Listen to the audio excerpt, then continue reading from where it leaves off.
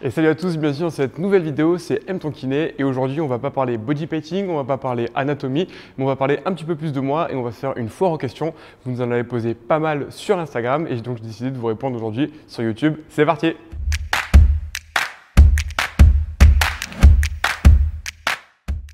Alors, la question numéro 1 que vous m'avez beaucoup posée, ça a été est-ce que j'ai toujours fait kiné? Pourquoi j'ai fait kiné? Est-ce que je kiffe ce métier? Alors, ce qui est assez intéressant, c'est que de base, quand j'ai fait kiné, j'avais absolument aucune idée de ce que c'était. Je ne voulais pas spécialement faire kiné, ça n'a pas été une vocation en moi. Je voulais faire du médical, je voulais faire un métier où il n'y avait pas 10, 15, 20 ans d'études.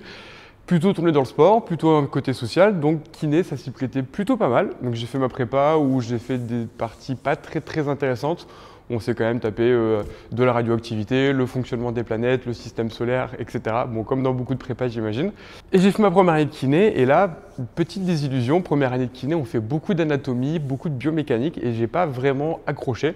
Donc j'étais là, genre, est-ce que je me suis pas un peu planté dans le métier que j'allais faire plus tard? Et en fait, c'est quand j'ai fait mon premier stage que j'ai commencé à pratiquer, que j'ai pu commencer à mettre la main sur les patients, où je me suis vraiment rendu compte que c'était quelque chose que je kiffais. Et c'est en deuxième année de kiné, lorsqu'on a attaqué la pathologie, c'est là où je me suis rendu compte que c'était vraiment ça que j'aimais. Alors après, la kiné est très variée, il y a beaucoup de champs de compétences. Et moi, ça a vraiment été de se tourner vers ce qu'on appelle le musculo-squelettique, donc la prise en charge des problèmes de dos, des problèmes de genoux, des entorses.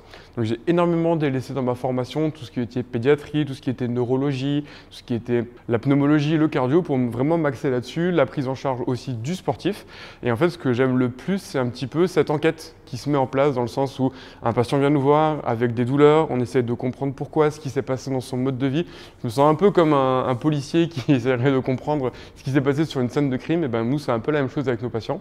Et donc sur cette deuxième année, c'est vraiment là où j'ai compris que c'était ça que je voulais faire. Et heureusement, parce qu'au début, c'était pas gagné. Alors après, vous m'avez demandé aussi beaucoup quelles étaient les formations que j'avais pu faire après mon diplôme ou comment je m'étais formé. Donc lorsque j'ai fini mes études de kiné, globalement en kiné, on voit de tout. Et comme je vous l'ai dit, je me suis plutôt quand même axé fortement sur de la prise en charge de patients au cabinet.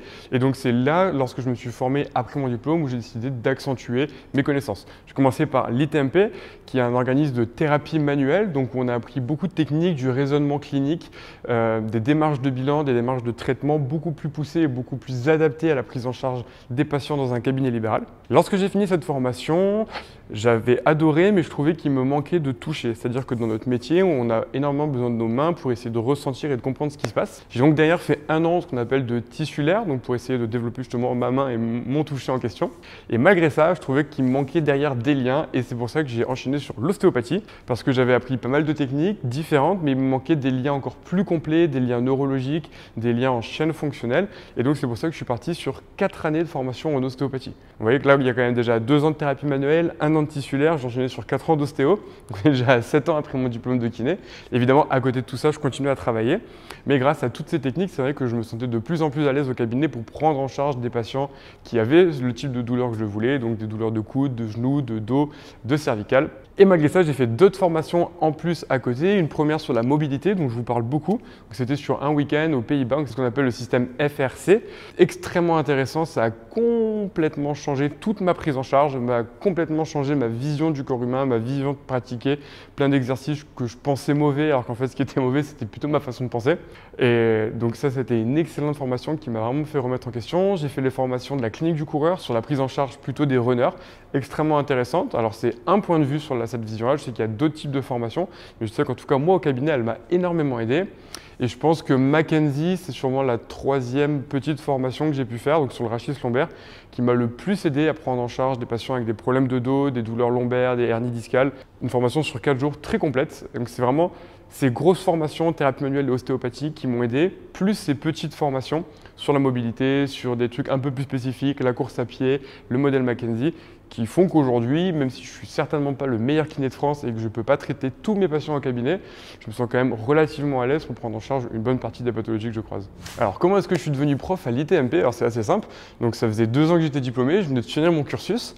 Et à la fin de mes évaluations, qui se sont plutôt bien passées, moi j'ai toujours voulu enseigner, j'ai toujours adoré donner cours, entre guillemets, même si j'étais encore étudiant, mais je me rappelle en études de kiné, j'aidais déjà mes potes à réviser, et en fait en faisant réviser mes potes, ça me faisait réviser moi-même et ça me permettait d'approfondir mes connaissances.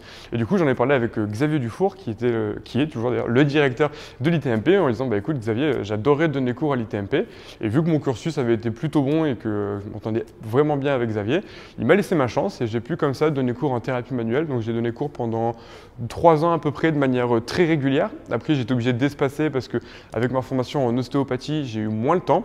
Mais j'adore ça, j'adore donner ces connaissances, j'adore échanger avec les étudiants aussi parce qu'en fait c'est grâce à ça qu'on peut se remettre en question. Et des fois ils nous posent des questions auxquelles on n'a pas toujours pensé et ça nous pousse à nous replonger dans nos bouquins.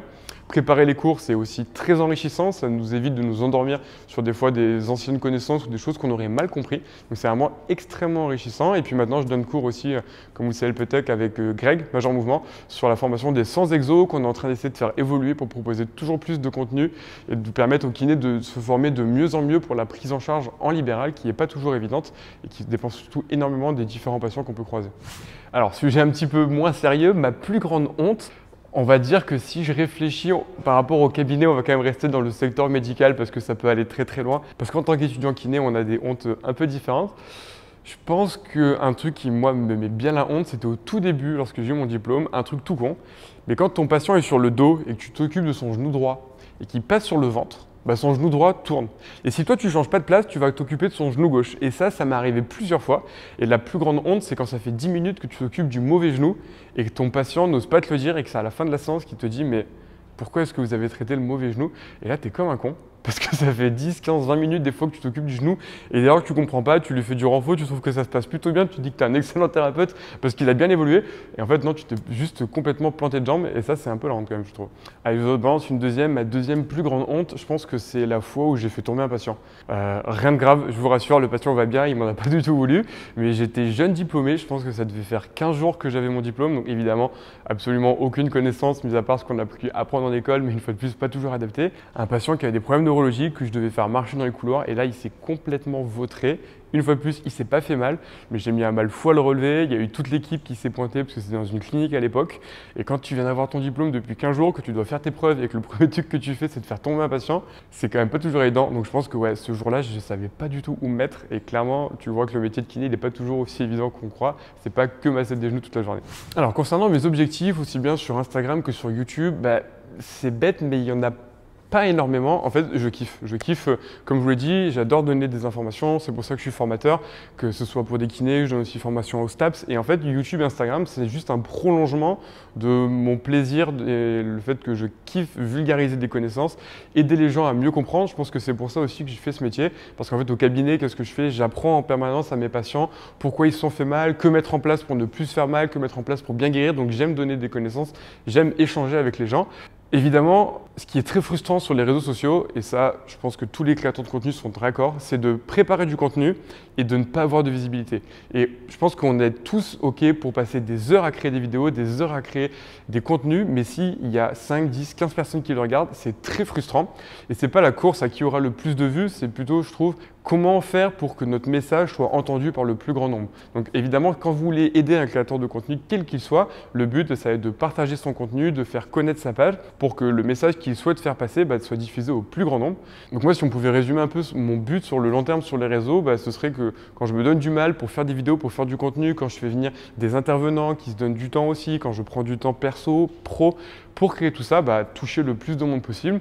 Et si après, cela peut me permettre aussi de pouvoir rencontrer des personnes que je n'aurais pas rencontrées, faire intervenir des sportifs de haut niveau qui m'auraient peut-être jamais parlé parce que je n'avais pas la reconnaissance nécessaire, ça c'est vraiment énorme. Et grâce à ça, je pense que les réseaux peuvent vraiment aider. Donc si vous kiffez ce qu'on fait, que ce soit moi ou les autres créateurs de contenu, n'hésitez pas à parler de leur page, à liker les vidéos, à commenter les vidéos et surtout à vous abonner à leur chaîne. Alors, question cette fois un petit peu plus privée. Vous voulez savoir comment j'ai rencontré ma femme, donc Sophia, qui est celle avec qui je partage ma vie et que j'embrasse d'ailleurs sur cette vidéo. Sophia, ce qui est très marrant, c'est que je l'ai d'abord rencontrée en tant que patiente, mais on était tous les deux en couple. Et donc, on a fait nos séances de rééducation. Et d'ailleurs, en regardant son dossier quelques années après, je me suis rendu compte que c'était une patiente catastrophique qui ne faisait pas ses exercices. Comme quoi. Et malgré tout, on a fait nos séances de rééducation, on s'est perdu de vue et étant très sportif, on s'est retrouvé dans une box de CrossFit. Et quelques années plus tard, on a été ensemble par le plus grand des hasards sur une compétition parce que la personne avec qui je devais faire la compétition s'est absentée et c'est Sophia qui l'a remplacée. Et lors de cette compétition de CrossFit, on a pu faire connaissance et une chose en entraînant une autre, on s'est mis ensemble et notre vie s'est développée autour du CrossFit. C'est l'un des gros points principaux qui nous réunit, c'est cet amour du sport, cet amour de bien vivre, bien manger, bien bouger. Mais je trouve ça vraiment rigolo de se dire que je l'ai eu en patient 3 ans plus tard et qu'au final, il aura fallu 3 ans à se croiser dans une salle de sport et que le plus grand des hasards fasse qu'elle fasse cette compétition avec moi pour qu'on puisse se mettre ensemble. Et heureusement, on a pu faire depuis d'autres compétitions, mais on n'a pas gagné. Et donc, vous voyez que cette histoire s'est plutôt très bien passée parce qu'on est maintenant 3 dans cette famille. Donc, vous vouliez aussi savoir comment elle est la petite Lara. Vous voyez que je ne partage pas du tout de photos d'elle sur les réseaux. De temps en temps, vous pouvez voir peut-être l'arrière de son crâne. Mais le but, c'est d'essayer de la protéger. Je pense que je te donne déjà assez sans avoir besoin non plus de tout donner. Mais en tout cas, pour ceux que ça intéresse, sachez que ça se passe hyper bien. On a la chance d'avoir une petite plutôt adorable. Bon, elle fait pas encore autant de squats et de soulevés de terre que son papa aimerait, mais je pense que ça va venir. Mais c'est vraiment que du bonheur et c'est un dingue parce que comme je vous l'ai dit, moi qui n'étais pas fan de pédiatrie, moi qui n'étais pas fan des enfants, en fait, tout a changé. Alors, je m'occupe toujours que des sportifs et je fais toujours pas de pédiatrie. Mais comme quoi, dans la vie, les choses évoluent, pas toujours dans le sens qu'on pourrait croire, mais elles évoluent souvent positivement quand on se donne les moyens. Et du coup, par rapport à tout ça, en effet, je fais pas mal de choses et vous avez été nombreux à me demander comment tout gérer. Alors, je vous rassure, c'est impossible. C'est-à-dire que moi, Lara, aujourd'hui, je tourne la vidéo, elle a 3 mois et j'ai toujours pas trouvé de planning idéal ou de fonctionnement idéal ou optimal. Pourtant, je suis un mec qui essaye de faire des blogs, qui essaye d'organiser les choses correctement. Mais en fait, quand on a un bébé, c'est complètement impossible. Donc, la plus grosse qualité dans ce cas-là, c'est de savoir s'adapter et surtout de savoir improviser. Là, je vous montre mon planning. Globalement, au cabinet, maintenant, je travaille sur 4 journées, ou plutôt 4 demi-journées, mais des grosses demi-journées. En fait, soit je vais faire 7h, 15h, soit je vais faire 15h, 22h. Donc, c'est un fonctionnement un peu particulier, à mon avis, qui fonctionne plutôt très bien à Paris, parce que les gens peuvent accepter de venir très tôt ou très tard.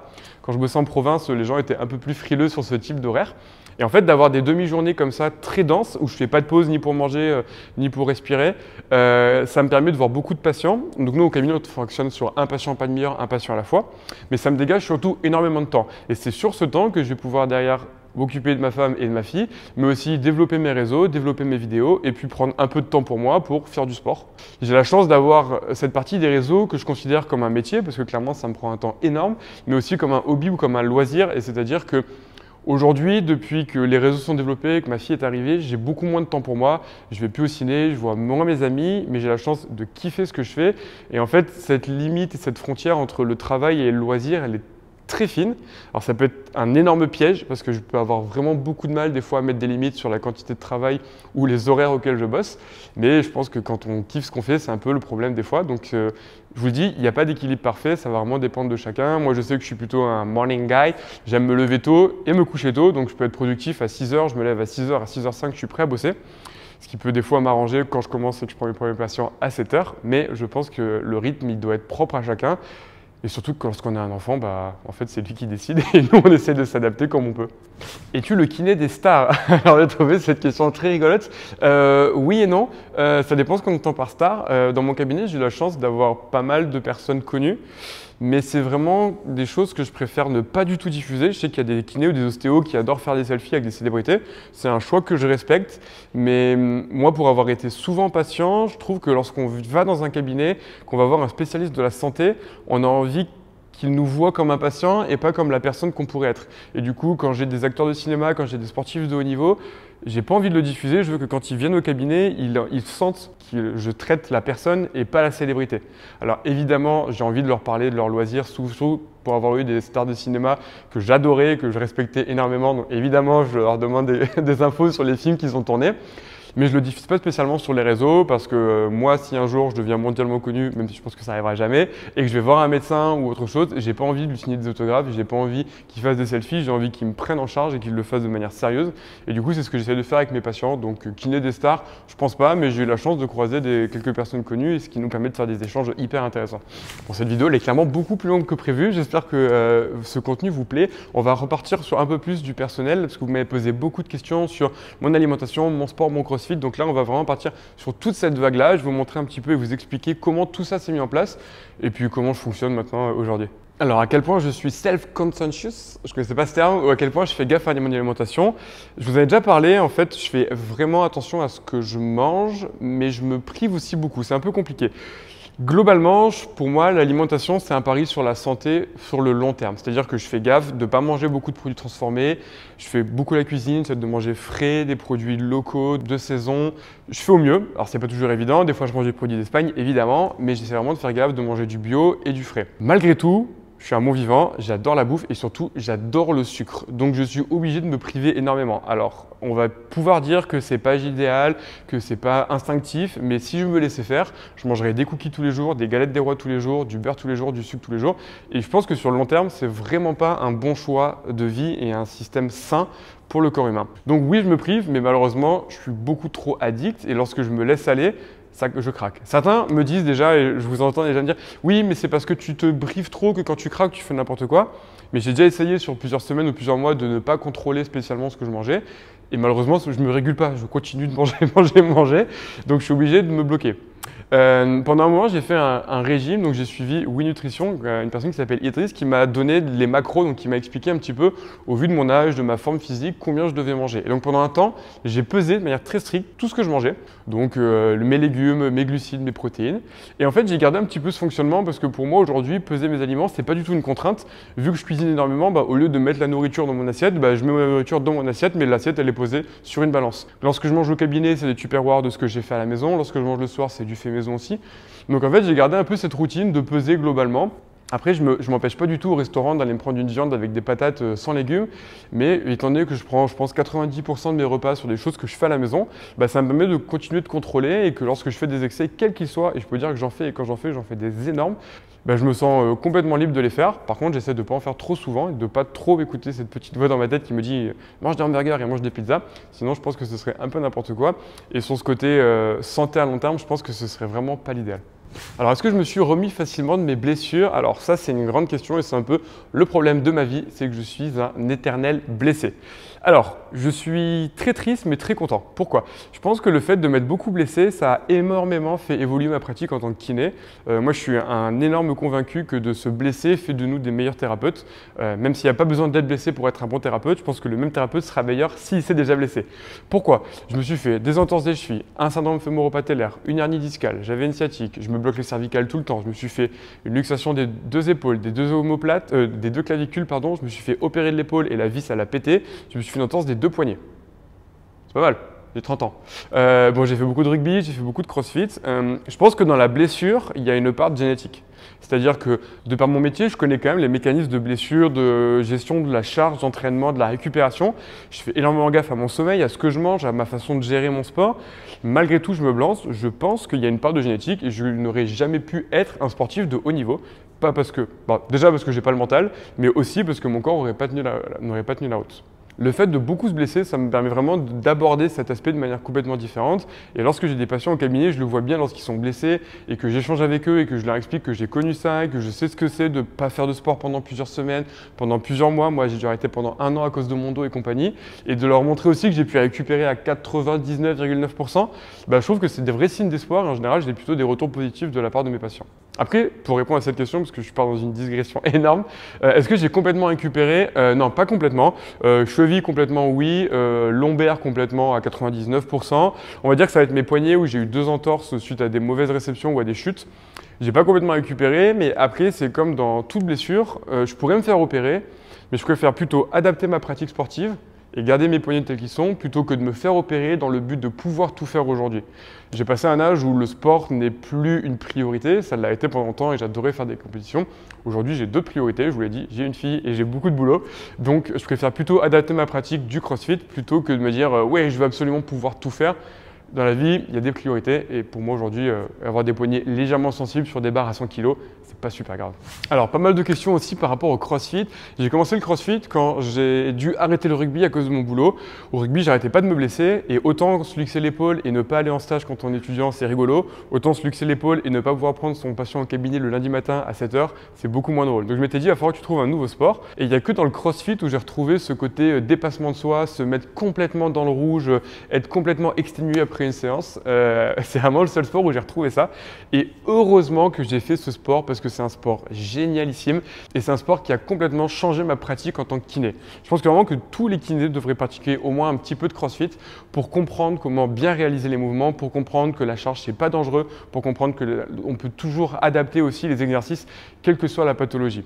Donc moi je pratique le CrossFit depuis 2015. Ouais, 2015 à peu près. J'ai passé mon level 1 de CrossFit, donc qui est un des diplômes nécessaires pour être coach. Donc je ne l'ai pas passé pour être coach, mais je l'ai passé parce que j'avais vraiment envie de comprendre complètement ce sport et cette méthodologie. J'ai aussi passé un séminaire d'haltérophilie, parce que moi j'avais aucune connaissance là-dessus. Donc pareil, pour essayer de comprendre encore un peu plus comment fonctionne ce sport et comment fonctionne cette méthode d'entraînement. Je suis vraiment un énorme convaincu, je trouve ça génial. En 6 ans, j'ai pu vraiment échanger énormément avec les coachs. J'ai dû pratiquer dans une trentaine de box de CrossFit différents à travers le monde. J'ai pu pratiquer au Vietnam, j'ai pu pratiquer au Canada, j'ai pratiqué dans plein de villes en France, j'ai pratiqué aux Pays-Bas, j'ai pratiqué en Croatie, enfin partout. Et je trouve ça génial de pouvoir aller n'importe où dans le monde, s'entraîner dans une box de CrossFit. Les gens sont extrêmement ouverts. J'ai toujours été très bien accueilli par les coachs. Donc c'est vraiment une passion et c'est vraiment un sport qui a complètement changé aussi bien ma vie personnelle en tant qu'Amérique, mais aussi ma vie en tant que thérapeute. Et j'invite n'importe qui regarde cette vidéo à passer au moins une fois la porte d'une box de CrossFit. Avec un peu de chance, vous aussi, ça va changer complètement votre vie. Allez, on se fait une petite dernière question pour la route. Et cette fois, je vais vous raconter mon histoire avec donc TSE, Train Sweat Eat, et comment j'en suis arrivé aussi à collaborer avec Sissi et Tini. Alors pour la petite histoire, en fait, moi j'ai eu Tini au cabinet qui était venu me voir parce qu'il avait des petits soucis et on a vachement échangé. On a vraiment beaucoup sympathisé parce qu'on a tous les deux la même vision du corps, du sport, de la prise en charge des sportifs, de l'évolution de la pratique. J'ai pu comme ça beaucoup échanger avec Sissi et à leur époque, ils commençaient à vraiment énormément se développer sur leur application de Train Sweat Eat. Ils avaient envie de développer cette partie un peu plus mobilité, étirement, souplesse et c'est comme ça qu'une chose en entraînant une autre, on a pu commencer à collaborer ensemble. Je pense que la collaboration s'est extrêmement bien passée. C'est deux personnes vraiment géniales. Géniaux, je sais plus. Vraiment superbe en tout cas.